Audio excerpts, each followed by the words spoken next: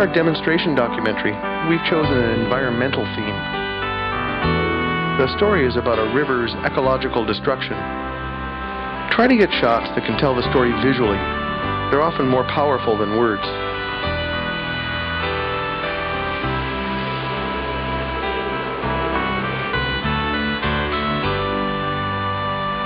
The type of crew for a documentary can vary depending on the budget and logistics.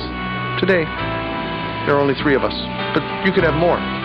In this scene, we're interviewing Aird Lewis, a noted environmentalist. We're just about to begin, and lo and behold, an loud lawnmower thing prevents us from recording our first shot. Well, this is just one of the many problems you can encounter when shooting on location. Diplomacy goes a long way. You could simply say, we'll just take a couple of minutes. It actually always takes a little longer. Worry about introductions or anything. Yeah, we'll handle all that with editing. Okay. Yeah. Okay. You guys ready? And you're rolling? Yeah. All right.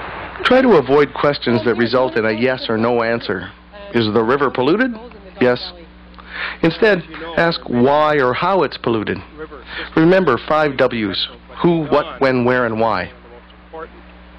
So what would you Try say using was the several main angles or different locations to make the interview more interesting. Physical, and you can just look around here. Add cutaways to give a better understanding and to give more meaning to what the person's saying. Surfaces on the roadway, and obviously the big highway and the major intersections that come off it, plus all the building, the heavy building that's gone. Cutaways are also useful to hide jump cuts when you edit the on-camera person's speech. Hard surfaces. Rainwater runs off into the river, picking up all the rubbish, all the salts, all the oils. So that's the physical problem. You have to pay careful attention to what the person is saying. Is there a better way to say it? Did they cover everything?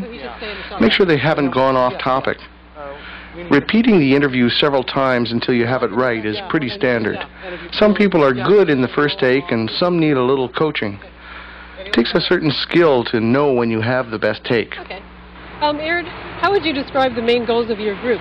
After the interview's been completed, our next task is to get a reporter to re-ask the questions so that we can use them later when editing. And what exactly would you say are the main problems with the river?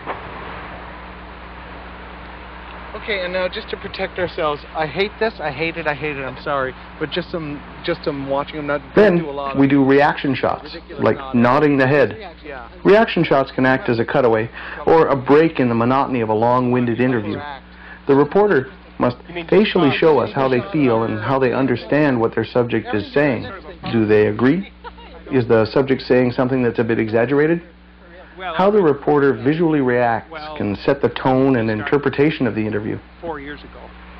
We have the physical work, but we can't do it because the political people can't get their act together. And this has been the case for about 10 years.